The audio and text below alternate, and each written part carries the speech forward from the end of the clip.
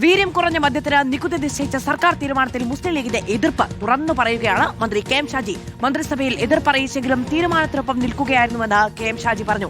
അതേസമയം മദ്യനികുതി വിഷയത്തിൽ മുഖ്യമന്ത്രി വി ഡി സതീശനെ കുറ്റപ്പെടുത്തി പ്രതിപക്ഷ നേതാവ് പിണറായി വിജയൻ ഇന്നും രംഗത്തെത്തി.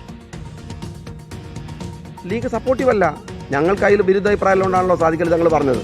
പക്ഷേ ക്യാബിനറ്റിന്റെ ആ തീരുമാനത്തിന് കൂടെ ഞങ്ങൾ അത്രേ ഉള്ളൂ, ഞങ്ങളുടെ വിയോജിപ്പുകളുണ്ടാവും. ഞങ്ങൾ വീര്യം കുറഞ്ഞാലും വീര്യം കൂടിയാലും മദ്യം കഴിക്കാൻ പാടില്ല എന്ന് വിചാരിക്കുന്നവരാണ് ഞങ്ങൾ, അതിൽ സംശയമൊന്നുമില്ല.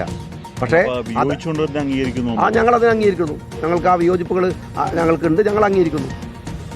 അതിൻ്റെ പേരിൽ നിങ്ങൾ വിചാരിക്കണ തർക്കമുണ്ടാക്കി എന്താണ് മുന്നണിക്കകത്ത് പ്രശ്നങ്ങൾ ഉണ്ടാക്കി മൂവ് ചെയ്യാനൊന്നും ഞങ്ങളുണ്ടാവില്ല.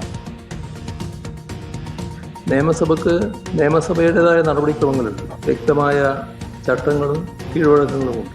ഇതെല്ലാം കാറ്റിൽ പറത്തിക്കൊണ്ടാണ് ധനകാര്യ ബിൽ സഭയിൽ പാസ്സാക്കുന്ന നിലയുണ്ടായി.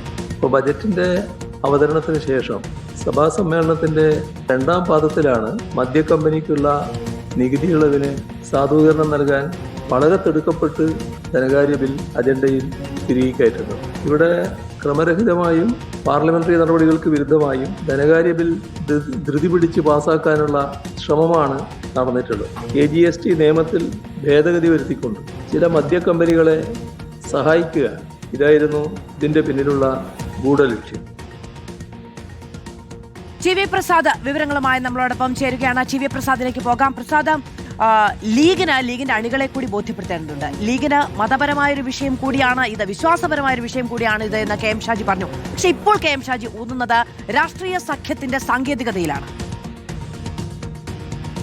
മാധു, വീര്യം കുറഞ്ഞ മദ്യത്തിന്റെ വീര്യം കൂടുകയാണ് സംസ്ഥാനത്ത് ഇപ്പോഴും എന്നതാണ്. നമുക്കറിയാവുന്നതുപോലെ 0.5% മുതൽ 20% വരെ ആൽക്കഹോൾ ഉള്ള വീര്യം കുറഞ്ഞ മദ്യത്തിന് നികുതി ഇളവോടുകൂടി നികുതി നിശ്ചയിച്ച തീരുമാനത്തിൽ ഭിന്നാഭിപ്രായം ഉണ്ടായിരുന്നു എന്ന പരസ്യ പ്രതികരണം ഇന്ന് വന്നത് മുസ്ലിം ലീഗ് നേതാവും മന്ത്രിയുമായ കെ എം ഷാജിയിൽ നിന്നായിരുന്നു. പക്ഷെ മന്ത്രിസഭാ തീരുമാനത്തിന് ഒപ്പം നിൽക്കുകയായിരുന്നു എന്ന് ലീഗിലെ മന്ത്രി തന്നെ പറഞ്ഞത് എത്രമാത്രം അതിൽ ലീഗിന് എതിർപ്പുണ്ടായിരുന്നു എന്നതിന്റെ തെളിവ് കൂടിയാണ്.